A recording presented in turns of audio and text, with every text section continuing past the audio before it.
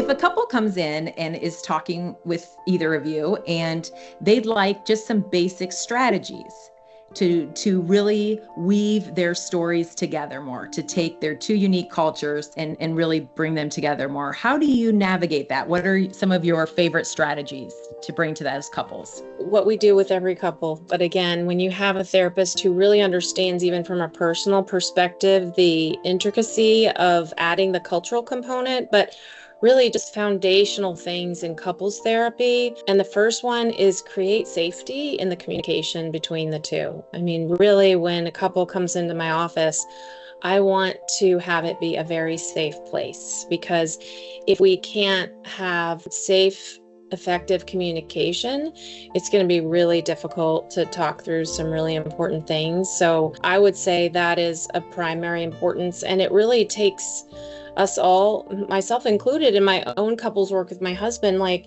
it takes a while to really figure out, like, what am I saying that might hurt my partner? I don't understand that it would hurt my partner, but I need that feedback from him, and he needs the feedback from me, so that we can communicate in a way that it helps us both. So I think just creating safety in communication is the first thing I put. And then when you have that safety, then the next C for me, and that would be the letter C, would be curiosity. To get a couple to be curious and not assume what the other person is thinking, needing, assume what their culture, like, well, oh, all the men in your culture are that way. Well, no. This is the one man that you have, right? Let's find out from him what he's thinking and feeling. So I think curiosity, which means we have to set aside our judgment. It means we have to set aside our stereotypes. And that can be hard. So, I mean, those are the first two that came up. I'll let Tamara talk for a bit. That's good, Adriana. Jumping off your last point is making me think of, I think it's Dr. Becky Kennedy, who in her work with parents and children, but this can be applied to partners, is using the most generous interpretation, which is the opposite of assuming the worst. I'm going to give my partner the benefit of the doubt here. I don't have complete certainty about what they're meaning.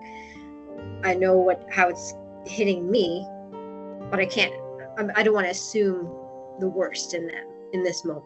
A couple things that I would add to what you just described, Adriana, is one, starting from or revisiting how did we get together to begin with? What drew us to one another? What is shared between us? I think it becomes easy once we begin to notice the differences to see them everywhere, and then to forget what are the things that are aligned in our desires for our life and our values for our family. I would also say for each partner to take time to really reflect on what is most important to me. What are the aspects of my history that I would like to hold on to and stay engaged in, even if my partner chooses not to participate.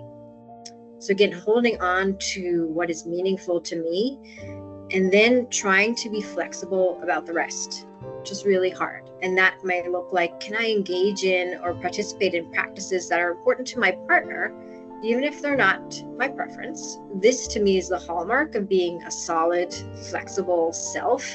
Many therapists use this language. I'm borrowing from David Snarsh's definition. I am not so flexible that I'll completely lose myself in all that matters to me in the presence of my partner, but not so rigid that I cannot be open to new experiences and new ideas. I'm secure enough to be thoughtfully changed and challenged.